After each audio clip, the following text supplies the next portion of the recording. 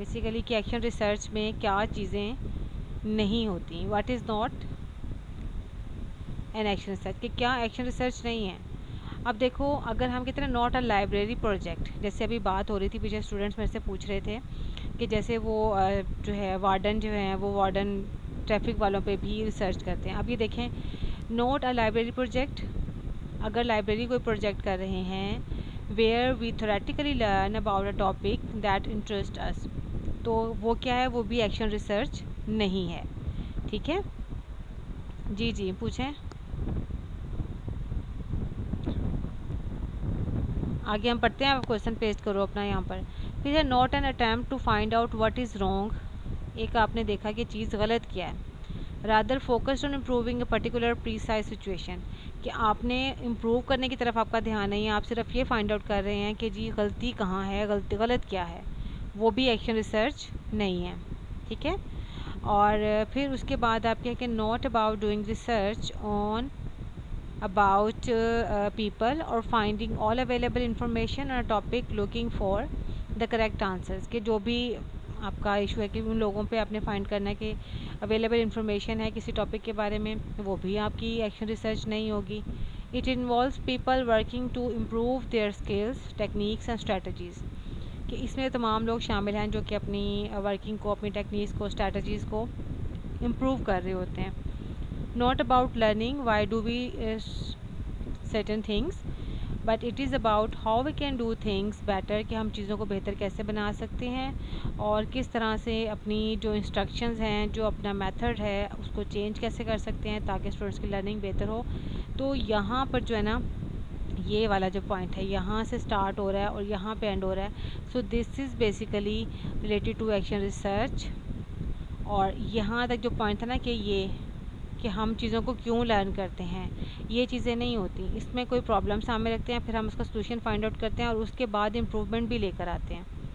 ठीक है, ये है बेसिकली कि what is not an action research, कि ये तमाम जो है वो एक्शन रिसर्चेज नहीं हैं। अच्छा, why action research in BEd programme, आप सब बीएड के स्टूडेंट्स हैं तो यू नो कि अब इसमें एक्शन रिसर्च क्यों की जाती है।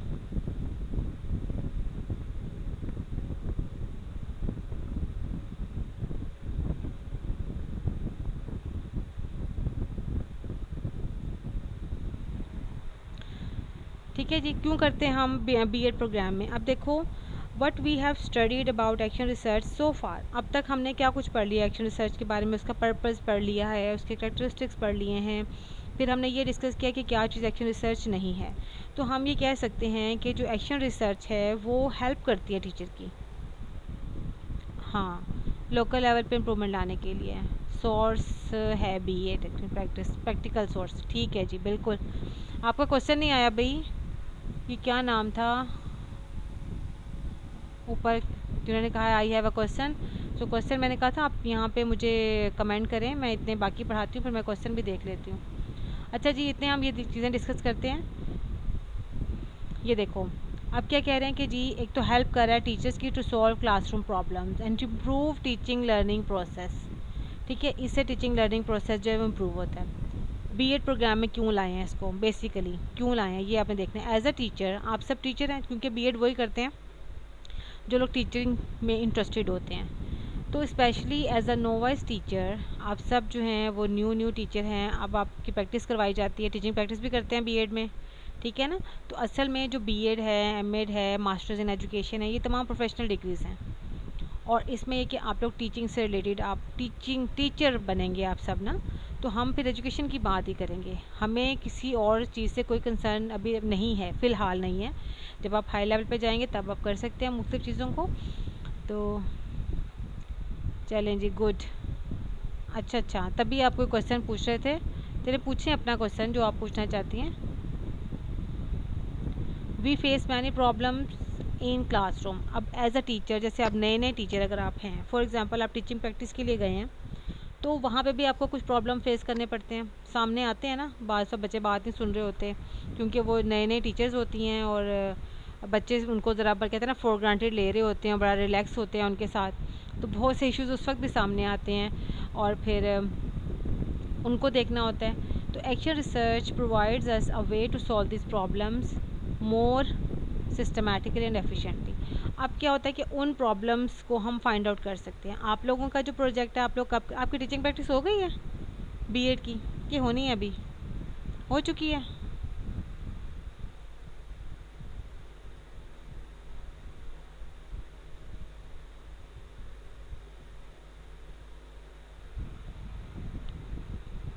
थर्ड फेज़ में है, अच्छा अच्छा।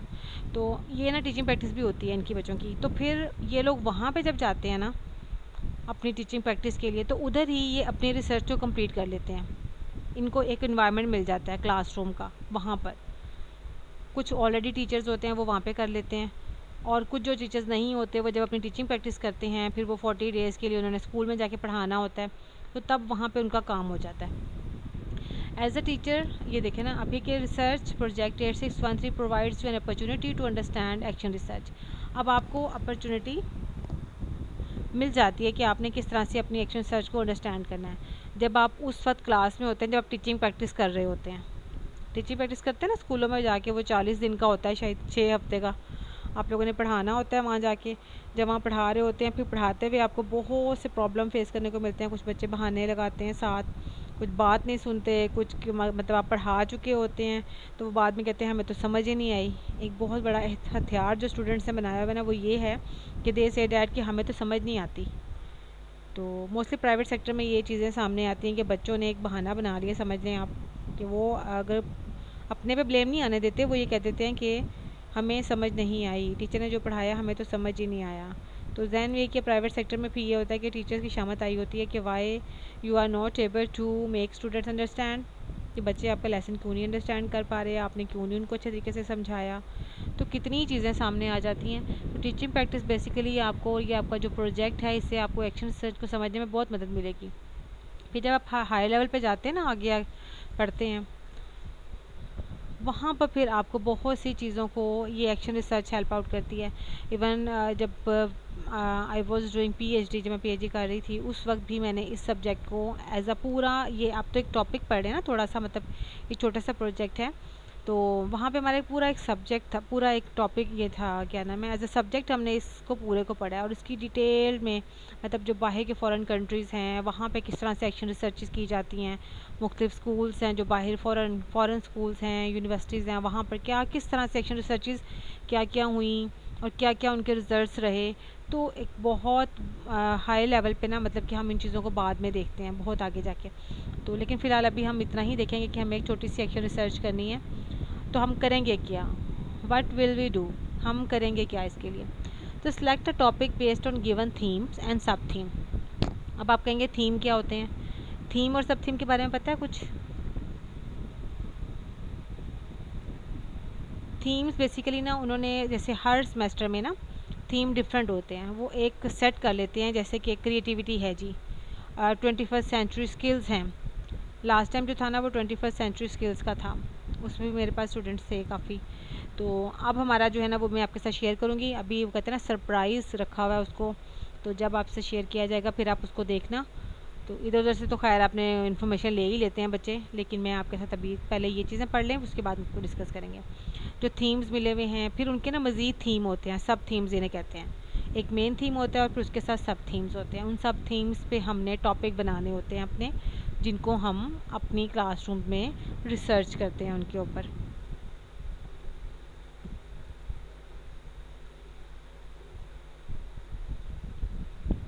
ठीक है, तो ये करना है आपने। फिर how will select our topic will be discussed on day 3। अभी देखो आज हमारा डे 1 है, तो डे 1 में हम क्या करेंगे, आवाज़ नहीं आ रही है स्टूडेंट्स को, है ना?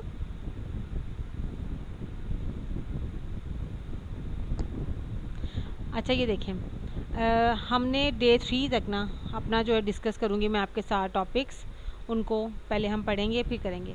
फिर आपसे मैंने आपके व्हाट्सएप ग्रुप जो है बना होगा, उसमें हम लोग आपसे डिस्कस करेंगे कि किस तरह से जे हम आप किस तरह इस स्टडी को लेके कैसे चलोगे, कैसे आप रिसर्च करोगे, कौन सी मेथडोलॉजी यूज़ करोगे, आप किस तरह से अपनी मतलब कंडक्ट करेंगे अपनी रिसर्च को, आपके माइंड में क्या, तो वो चीज़ें हम उसमें ले आएंगे। ठीक है। फिर आपने क्या करना है, wait your guide will respond you. अब आपने क्या करना है, आप लोगों का काम क्या है, जब आप मुझसे क्वेश्चन कर रहे हो तो अपनी अपनी बारी का इंतज़ार करना है। जब आपकी टर्न होगी then you will receive the answer कि आपके मैंने उस टॉपिक पे क्या मैंने आंसर किया है। तो आपने जो डेडलाइन आपकी होती है ना, उसको आपने मीट करना है कि जितना टाइम आपको दिया जाए उसके अकॉर्डिंग आपने काम करना है। असल में ये हमने काम करना था जो हमारा है। अब ये देखो, ये बेसिकली अल्लामा इकबाल ओपन यूनिवर्सिटी की जो इस वक्त उन्होंने बनाए हैं ना, ये बेसिकली थीम्स हैं जो मैं कह रही थी कि सरप्राइज़ है आप लोगों के लिए। अभी देखो, early childhood and elementary teacher education department, उसमें जो आपके ये आ रहे हैं ना थीम्स, बेसिकली जो मेन थीम है रिसर्च प्रोजेक्ट, ये तो वो क्या है, मेन थीम क्या आ रहा है इसमें, कुछ नज़र आ रहा है स्क्रीन पे? ढूंढें ज़रा, मुझे बताएं इसमें वर्ड बेसिकली जो थीम है, मेन थीम क्या है वो बताइए।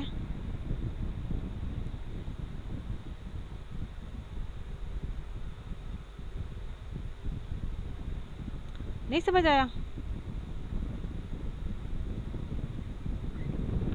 ये देखें, ये लिखा हुआ है सॉफ्ट स्किल्स। जो ओहो, लाइन से ख़राब हो गया, एक मिनट हम इसे रिमूव करते हैं यहाँ से।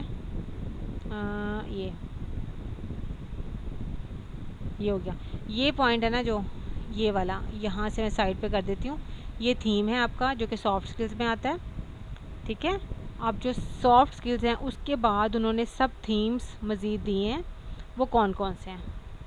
सॉफ्ट स्किल्स क्या होती हैं, एक तो होती है हार्ड स्किल, इन हर चीज़ का कहते हैं ना पेयर बना हुआ है, सॉफ्ट है हार्ड है। जैसे हार्ड कॉपी होती है, सॉफ्ट कॉपी होती है। सॉफ्ट कॉपी ये होती है जो डिजिटलाइज होती है। इसी तरह इन्होंने जो आपके पास सॉफ्ट स्किल्स का दिया है ना, तो दैट्स मीन कि सॉफ्ट स्किल वो होती हैं कि वो आप ना प्रैक्टिकली उसमें नज़र नहीं आएंगी आपके उसमें, लेकिन वो बज़ाहिर नज़र नहीं आ रही होती, लेकिन वो हैं इंसानों के अंदर। अब जिसकी लीडरशिप क्वालिटीज़ हैं, वो कोई लीड करेगा तो हम उसको फाइंड आउट कर सकते हैं कि हाँ हाँ गुड कम्युनिकेशन वो हो सकती है, लीडरशिप कोई कर रहा है, किसी को लीड कर रहा है तो हमें नज़र आ रही है। लेकिन अगर वो एक प्रैक्टिकल उसमें जैसे कहते हैं कि एक्सपेरिमेंट करके दिखा दिया,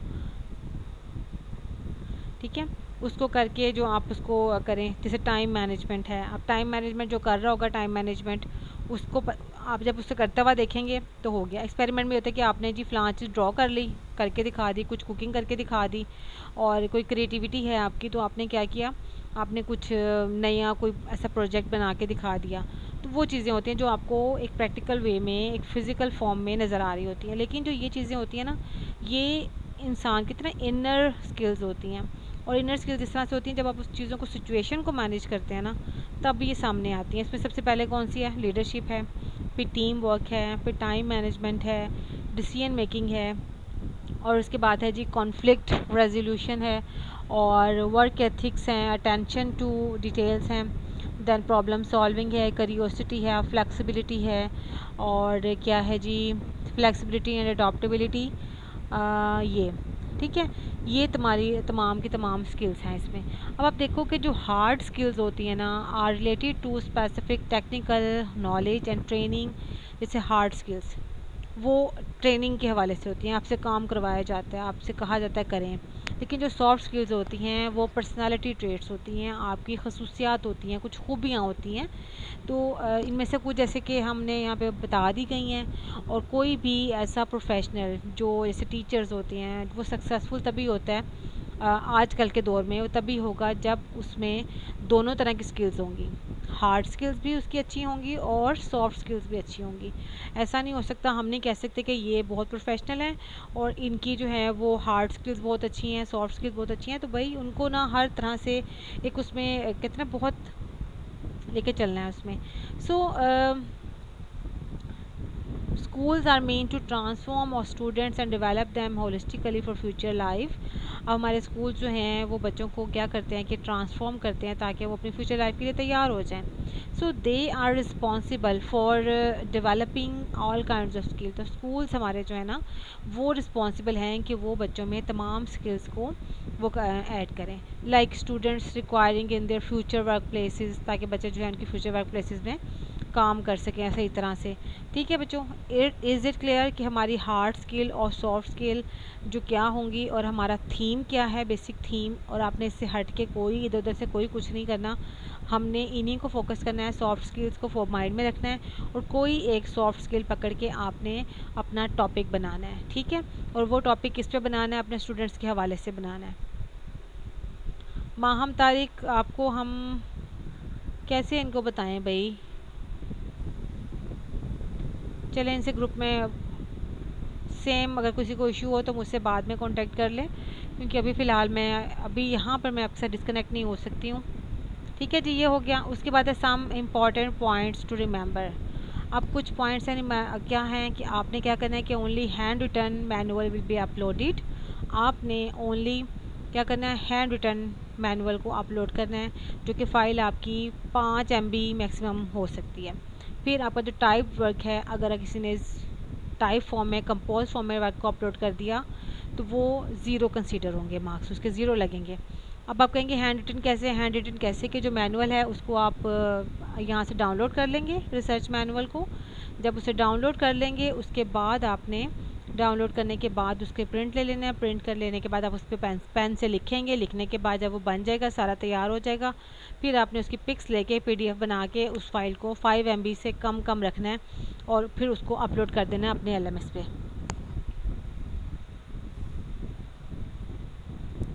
अच्छा, उसके बाद वो कह रहे हैं कि जी the manual can be downloaded from LMS, वहाँ से आप पोर्टल से अपना कर लेंगे। और उसके बाद आपने करना है जी कि कोई space on the top of your roll number, वहाँ पे ना हर पेज के ऊपर स्पेस दी हुई है रोल नंबर के लिए, हर पेज पे, तो वो आपने वहाँ पे अपना रोल नंबर लिखना है। अगर आप रोल नंबर नहीं लिखेंगे तब भी आपके मार्क्स नहीं मिलेंगे। So you must get your topic approve from your supervisor till 30 जुलाई तक ना। अब आप कहेंगे जी क्लासेस तो हमारी 17 से 22 तक ख़त्म हो रही हैं, लेकिन हम व्हाट्सएप ग्रुप में मैं आपके साथ रहूँगी। हम वहाँ पे कोई एक स्टूडेंट अगर कहीं इन केस कोई रह जाता है, डिस्कस नहीं हो पाता, तो आप व्हाट्सएप पे मेरे साथ अपने टॉपिक के हवाले से बात कर सकते हैं। ठीक है, फिर no late approval will be accepted. अगर इसके बाद कोई बच्चा कहता है कि जी अब मेरा टॉपिक अप्रूव करें, तब हम फिर अप्रूव नहीं करेंगे, लेकिन 30 जुलाई तक का टाइम है टॉपिक अप्रूव करने के लिए। और इंग्लिश के अलावा किसी ने भी, जैसे उर्दू में बच्चे लिख के अपलोड कर देते हैं, उर्दू में कोई बच्चा काम नहीं करेगा, इंग्लिश में ही आपने बनाना है। और जी फिर उसके बाद है राइटिंग फॉर योर प्रोजेक्ट।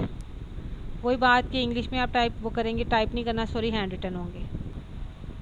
ठीक है, इंपॉर्टेंट पॉइंट्स आपके सामने आ गए, ये बातें थी कुछ। उसके बाद उन्होंने पॉइंट्स नेक्स्ट बताया कि जी last date for submission will be October 10। आपका जो सबमिशन डेट है वो होगी 10 अक्टूबर 2023। ठीक है, अब आप इसको देख लें कि 10 अक्टूबर तक आप इसको कर लेंगे, शेयर कर अपना काम आपने जमा करवा देना होगा। उस वक्त तक आप मेरे साथ व्हाट्सएप ग्रुप में कनेक्टेड रहेंगे जब तक कि हमारा काम पूरा नहीं हो जाता। हम उसको नहीं लीव नहीं करेंगे, कोई बच्चा ग्रुप लीव नहीं करेगा तब तक। कोई मसला हो, कोई इशू हो, कोई प्रॉब्लम हो, आप मेरे से व्हाट्सएप ग्रुप में काम करेंगे उसमें। उसके बाद आते हैं जी नेक्स्ट है कि और इसकी जो डेट है सबमिशन डेट, उसमें कोई एक्सटेंशन नहीं मिलेगी। ठीक है, कोई नहीं मिलेगी। So you need to submit your work on LMS portal as soon as you complete your work. आप उससे पहले भी अपलोड कर सकते हैं, जब आपका वो टाइम पीरियड बता देते हैं 10 दिए ना, तो उससे थोड़ा सा कुछ दिन पहले ही वो ओपन कर देते हैं पोर्टल को कि आप इस पर अपनी चीज़ों को कर देंगे। तो आप ये कि लास्ट डेट के लिए वेट ना करना, क्योंकि बाज़ दफ़ा ऐसा होता है एंड पे कुछ इश्यूज़ आ जाते हैं, बच्चों की वो जो है LMS ड्रॉप हो जाता है, या क्या उसमें ज्वाइनिंग नहीं हो रही होती स्टूडेंट्स की, अपलोडिंग मुश्किल हो जाती है क्योंकि बर्डन बहुत ज़्यादा होता है, तो वेबसाइट चल नहीं रही होती। तो इसलिए कोशिश करें जब आपका काम पूरा हो उसको तैयार रखें, जैसे ही आपका LMS ओपन हो तो आप उस पर अपना विदिन 1 और 2 डेज़ अपने काम को अपलोड कर दें। So these were the points के ये बहुत इंपॉर्टेंट जो पॉइंट्स थे। अब मेन बात जो आई वो ये है कि जी पेड वर्क और कॉपीड वर्क, बच्चे क्या करते हैं, पैसे ले दे के इधर उधर से काम अपना करवा देते हैं। So don't try to copy और पेड वर्क से अवॉइड करें, खुद से करें, खुद सर्च करें अपने काम को। तो वो हज़ारों रुपये, वो जो 3-3, 4-4 हज़ार रुपये उनको देना है क्या, उनको हरगिज़ ऐसी चीज़ों को आप लोग कहते हैं ना, वो आप लोग उनसे काम करवाते हैं तो उन लोगों की वो होती है इनकरेजमेंट मिलती है उनको कि जी स्टूडेंट्स हमसे काम करवा रहे हैं। तो भई आप लोग क्या करने जा रहे हैं, पढ़ने अगर आए हैं तो उन चीज़ों को खुद से करें। अभी देखिए, conducting action research and writing its report is a simple task. बहुत छोटी सी आसान सी चीज़ें हैं, आप आराम से काम करेंगे तो बहुत अच्छे मार्क्स आपको इंशाल्लाह मिलेंगे। तो जब आप किसी एक्सपर्ट के साथ काम कर रहे होते हैं तो नो नीड ऑफ पैनिक, परेशान मत हों, और अपना टाइम भी वेस्ट नहीं करना, अपने पैसे भी वेस्ट नहीं करने कि आप मार्केट से ख़रीद लें, फिर वो उल्टे पुल्टे आपको बना के दे देंगे और आप फिर उसको अपलोड कर देंगे जी। बाद में जब टीचर्स देखेंगी तो वो 10 बच्चों का एक जैसा काम निकल रहा होता है, फिर सब 10 के 10 बच्चों को ना मार्क्स जो हैं वो उनके ख़राब होते हैं। इससे ऐसी काम ना करें, खुद से एफर्ट करें, थोड़ा सा मुश्किल भी होगा, लगेगा, लेकिन अच्छा हो जाएगा काम। अब यूनिवर्सिटी ने क्या किया कि स्ट्रिक्ट पॉलिसी बना दी है ताकि वो इस किस्म की एक्टिविटीज़ को रोक सकें। The university gets any cue that you have uploaded a paid work you will be debarred for at least period of 3 years. कि अगर आपको लगा कि उनको, यूनिवर्सिटी ने कोई ऐसी पॉलिसी बनाई कि अगर उनको लगता है कि आप पेड वर्क अपलोड कर रहे हैं तो आपको 3 साल के लिए वो कितना उस पर आप पे बैन कर दिया जाएगा। So please avoid it. The same policy is for copied work. किसी दूसरे स्टूडेंट का कॉपी कर लिया वर्क तो भी इशू है, बच्चों से ले लेते हैं, दूसरे से कॉपी कर लेते हैं, कहते हैं कोई बात नहीं, टॉपिक चेंज करो, और ऊपर से करके तो एक दूसरे को मुख्तलिफ ग्रुप्स के बच्चे कर रहे होते हैं कि किसी दूसरे ग्रुप के बच्चों से लेके उस काम को इधर अप्रूवल करवा के तो जमा करवा रहे होते हैं। तो टीचर्स को सब बातें पता चल रही होती हैं, तो प्लीज़ इन चीज़ों से ज़रा अवॉइड करें। और जी, if 2 students upload the same work both will be debarred. अगर दोनों का काम एक जैसा हुआ तो दोनों के लिए मसला है। ठीक है, ये सारे के सारे पॉइंट्स हैं और इनको आपने देख लेना है। सो अब हमारा जो नेक्स्ट है तो डे 2 का प्रोग्राम वो कल हम आपसे डिस्कस करेंगे, लेकिन फ़िलहाल अभी यहीं तक हम एंड करते हैं इसको। लेकिन अभी क्लास एंड नहीं हुई है, मैं भी मज़ीद बात करती हूँ आपसे। तो